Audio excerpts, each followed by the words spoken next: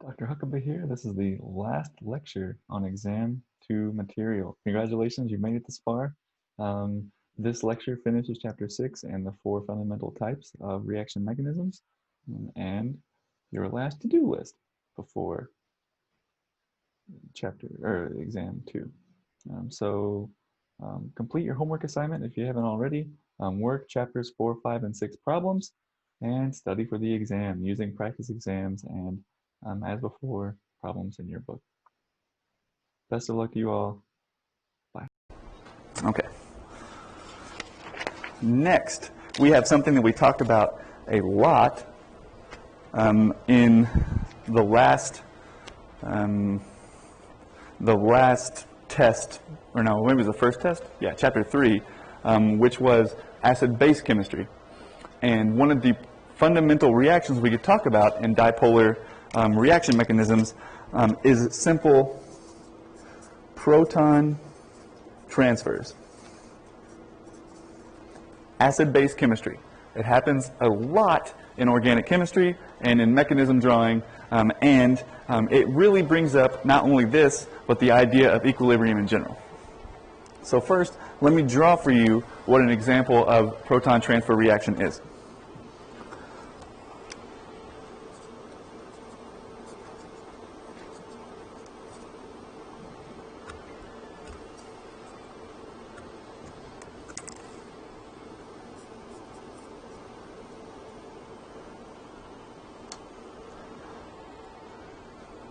Okay, yeah, there we are, and then we'll be left with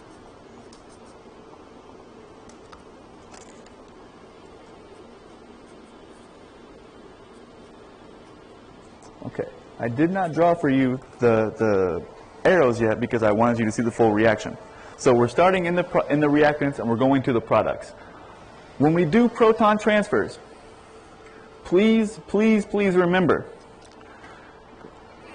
this is a different take on a type of nucleophilic reaction. What do I mean by that?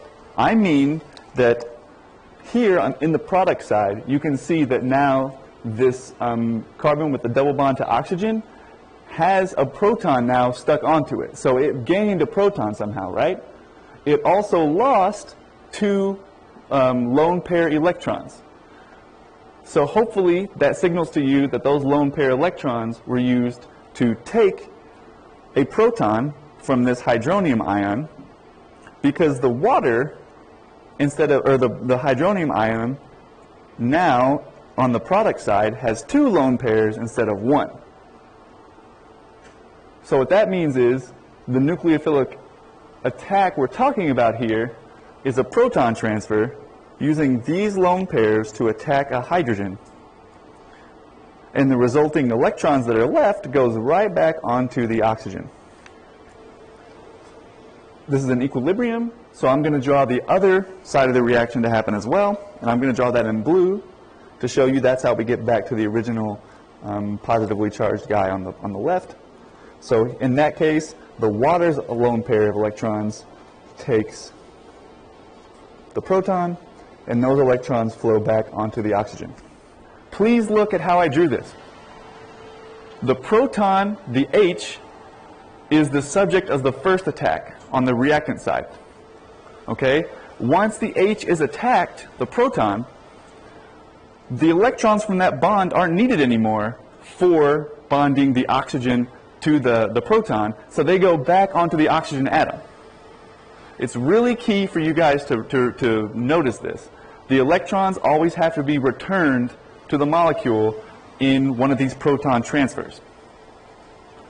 So you have nucleophilic attack followed by the electrons returning to their atom. And the exact same on the product side. Nucleophilic attack followed by the electrons from that bond returning to the original atom. I drew both in because there are equilibrium arrows, right? However, sometimes equilibrium arrows are either not necessary, or sometimes in organic chemistry we make the reaction a little more vague than this. Here you see that there are two definite reactants, two definite products. Often, like maybe in your book or in other resources, you might see the reactions written a little differently. Like let's take this side, okay? A lot of times in organic chemistry textbooks or resources, they draw something like this. Here's our positively charged protonated species. And what they say happens is that somewhere floating around in the same solvent is a base. The base has some electrons, it takes a proton, and the oxygen gets its electron back. This is not super helpful because you don't know what the base is, but functionally it doesn't actually matter what the base is, which is why they're showing it to you this way. Imagine you're in a swimming pool. You're playing Marco Polo, and there's a bunch of toys around you. You get a prize for touching one. You reach out and you grab, I don't know, a big inflatable unicorn. Or maybe you grab a ball, or maybe you grab something else. In this silly little experiment, it doesn't matter what you actually grab because you get a point or whatever for anything you touch. In the same way, in a chemical reaction, each reagent is surrounded by solvent, it's surrounded by other molecules. Sometimes it doesn't matter what the base is. It just matters that a proton transfer happens. So they'll draw a reaction showing that a general base took the proton because it just doesn't matter. And this can go for one arrow, for many, using the same ideas that we learned about in resonance structures, where you can have, say, here's our hydrogen. We have some magical base coming. The magical base takes the proton and leaving us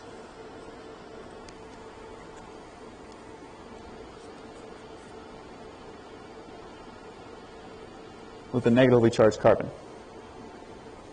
But if you remember from our brief and long discussions on resonance, a negatively charged carbon is not super happy, right? Carbon could be positively charged, but it does not like to have a negative charge. So you could actually draw the resonance form here, which it makes a lot more sense for this particular molecule, where these electrons flow here in between these two carbons, and those electrons flow up to the oxygen to give you, I'm going to extend this arrow here, to give you, oh, I already ruined that. Well, that's unfortunate. To give you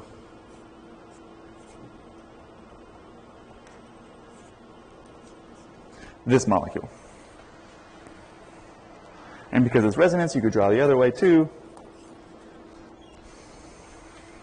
But you may encounter these things in proton transfers.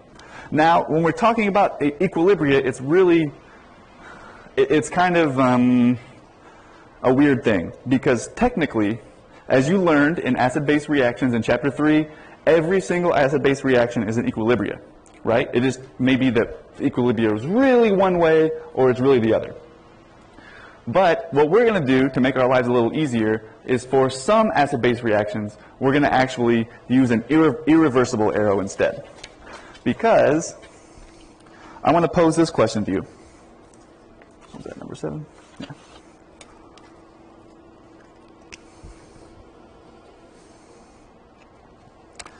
Let's say that we have the following reaction.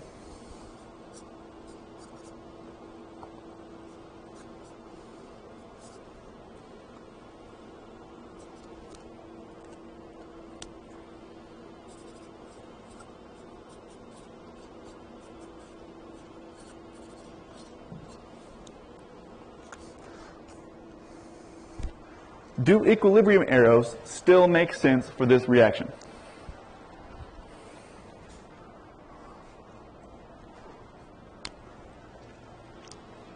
Think about it for a second.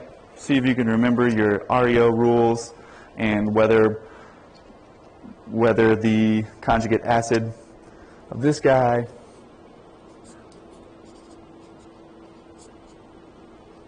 is very acidic and how basic the conjugate base of that guy is.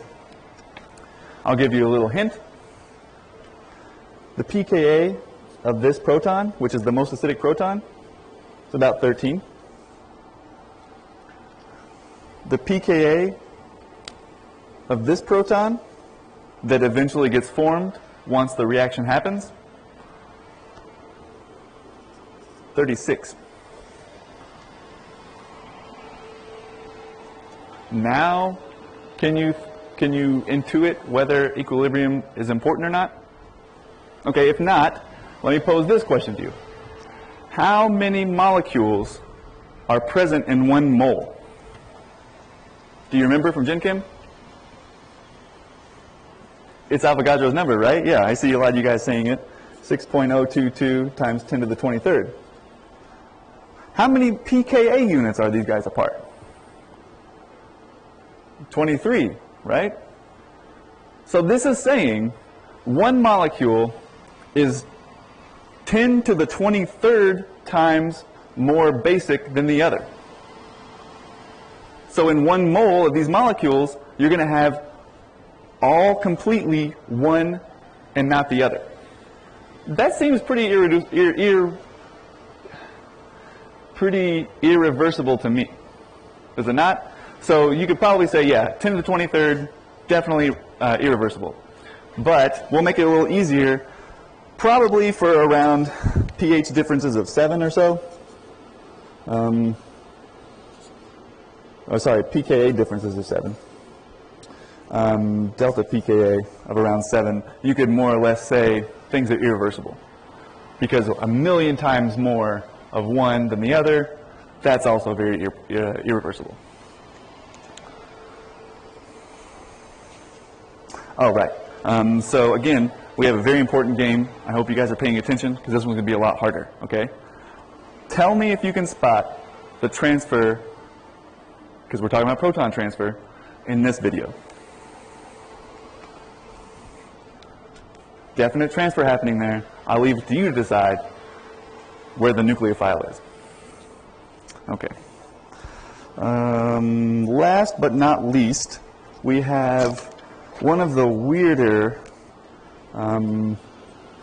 topics and the definite weirdest of the 4 basic reactions.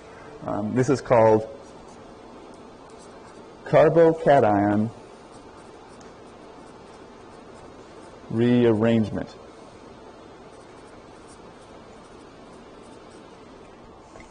Yeah, that doesn't say management. It says rearrangement. There we go.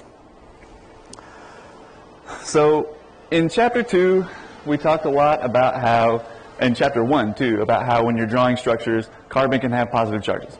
You can mess with the octet rule. Carbon will have 6 electrons. It's fine. You just throw a positive charge on it and just move about your day. But we didn't really talk about what that really means and which carbocations you can draw and which carbocations you probably can't. And that really gets at the heart of what this carbocation rearrangement section is all about. Because sometimes weird things happen in organic chemistry because of quantum mechanics, as you kind of maybe saw in the first section about those frontier molecular orbitals and throwing in those orbitals and trying to figure out what the highest occupied and lowest unoccupied molecular orbitals were. So let me start off here, which goes a little farther than what your book does, because I feel like your book doesn't really give it justice, and with just a few more steps, it can help you guys really understand it a lot more. So let me start you off talking about stability of carbocations. Because we talked about them, that they exist, but that doesn't say anything about their stability. So let's just write, before we do anything else, the stability. So we have 3 types of carbocations. We have primary, secondary, and tertiary. Have you guys ever heard those terms before? Yeah? A little bit? That's great. So primary means that you only have one other carbon-carbon bond. Or sorry, one carbon-carbon bond. And those are like these molecules.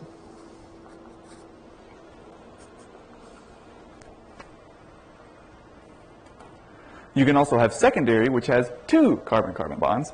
I'm going to switch to bond line drawing because it just makes my life easier. Underneath this guy, I'll write in his bond line drawing too. There we go.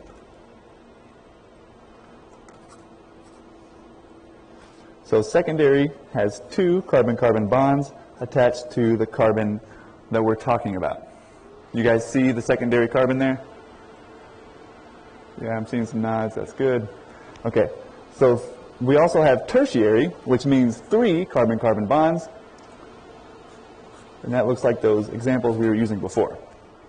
Okay, so in general, carbocations are much more stable, much more stable on tertiary than they are on secondary. Secondary is much more stable than primary. The least stable of all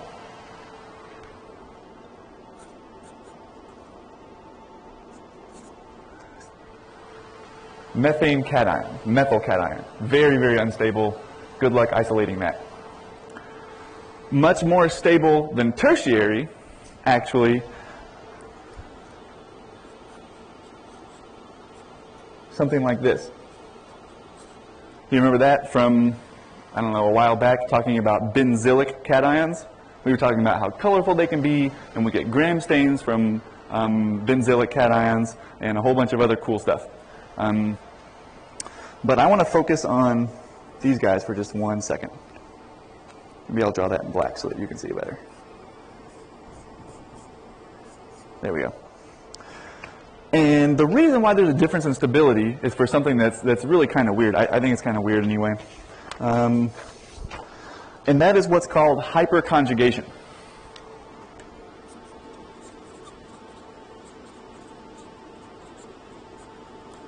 Hyperconjugation.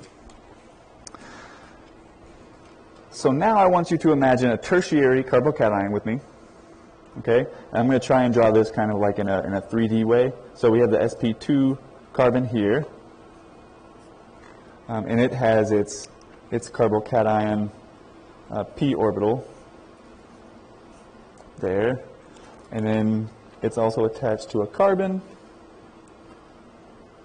And that carbon has several CH bonds, right?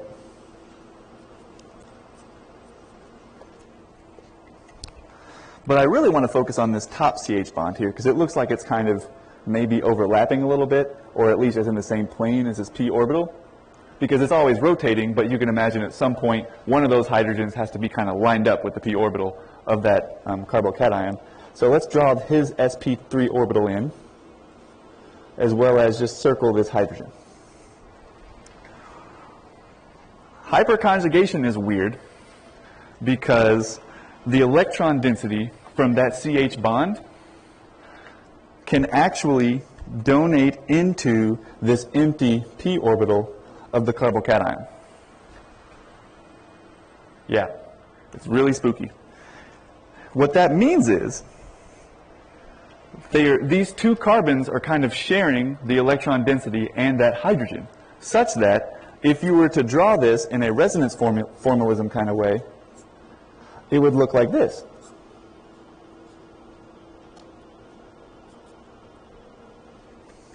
Super weird. All right, it's 6. Check that out. I'm starting to love this. Yeah, I think we're going to be best friends, me and this lighting system. And this is obviously a wrong drawing in all ways of thinking about organic chemistry, right? We've learned how to draw molecules now. This is obviously way outside. But remember we were talking about communication and formalisms and how we use drawings to describe nature. We don't try and set rules to nature and expect drawings to always hold up. So in this case, what is actually true in the physical chemistry of this, we try to show in a really weird looking drawing. The reason why I'm telling you this is so that I can make this small leap here. I was just talking about how this is a resonance formalism drawing, okay? So if we do take this fully to the end and think about resonance structures, we have to consider, if they're both sharing this hydrogen, that sometimes, let's see, so this guy's going to be in blue, and the other one will be in red. We have to consider that sometimes the hydrogen will be on one carbon, and sometimes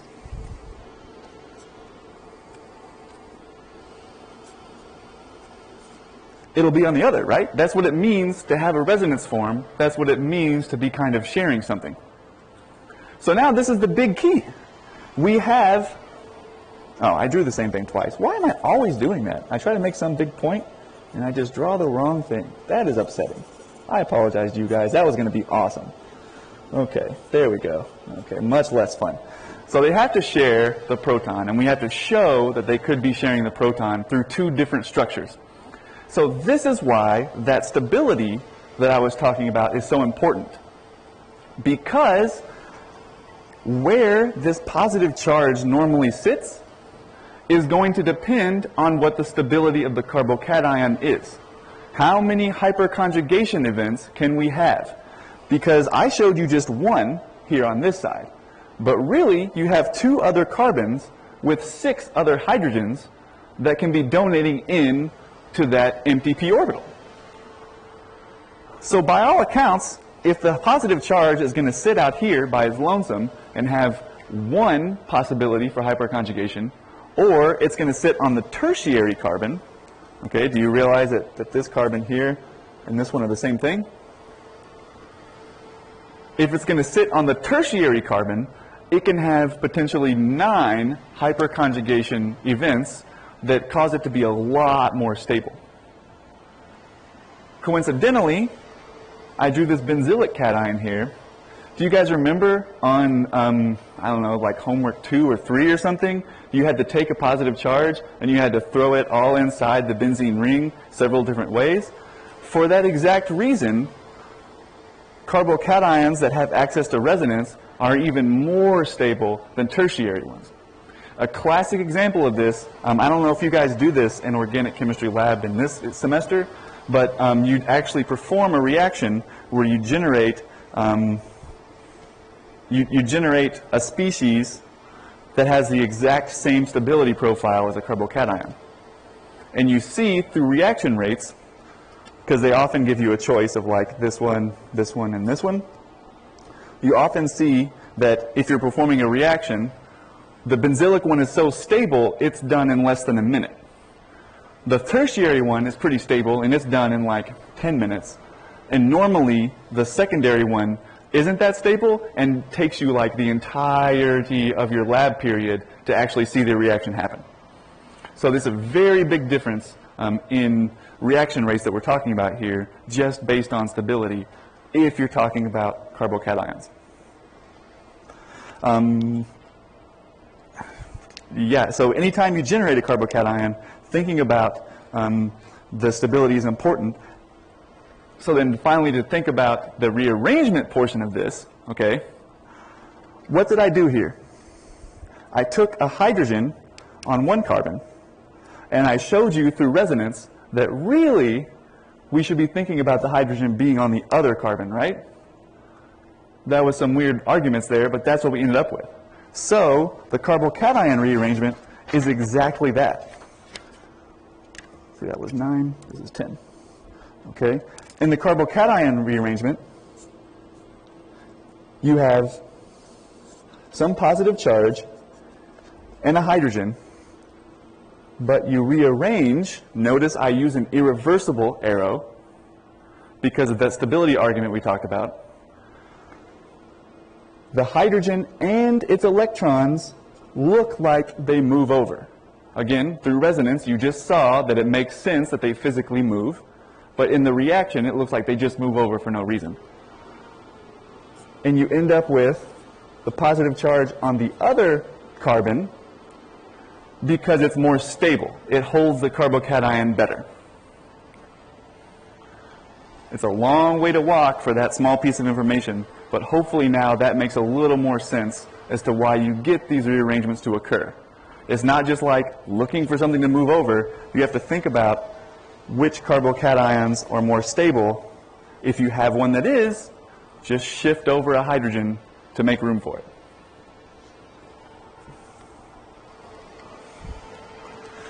And of course, I'm not just going to tell you this, I'm going to make you apply this too, right? So I want you to find where the rearrangement takes place in this last and most important video, okay? Very important for you to know, where does it start, where does our dog hydride end? Because he's more comfortable. So you have to put the carbocation in the most comfortable, pillowy place.